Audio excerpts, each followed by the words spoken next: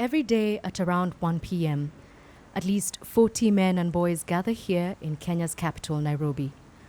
All of them are homeless, including 19-year-old Brian Ondieki.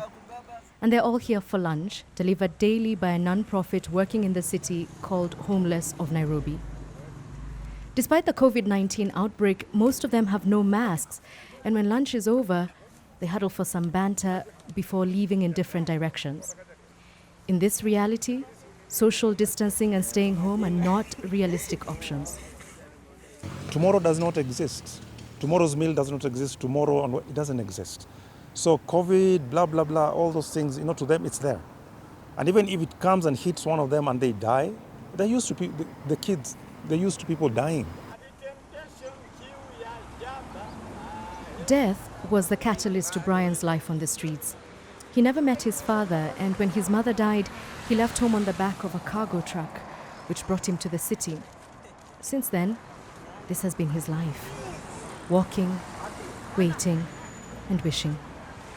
I ask him how, if at all, the COVID-19 pandemic has affected his life. People with money tell me, don't come near me. Are you concerned over the virus?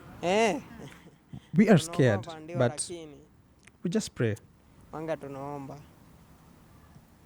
Brian is one out of an estimated 20,000 people living on the streets in Kenya.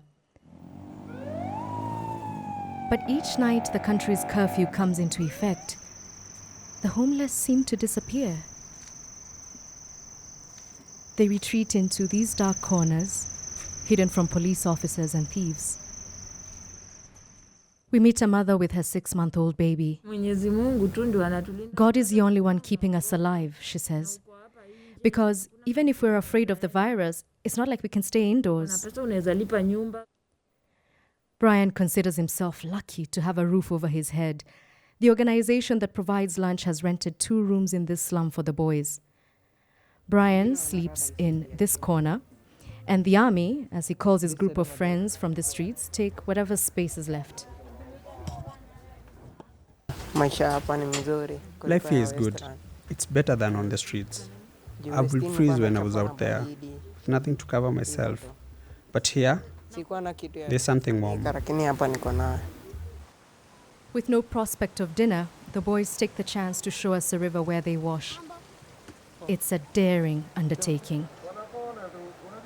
Somehow, death feels like it's always right around the corner here.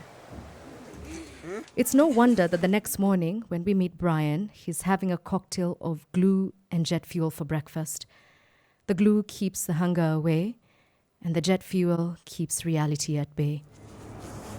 And so another day begins, as the last one ended, walking, waiting, wishing.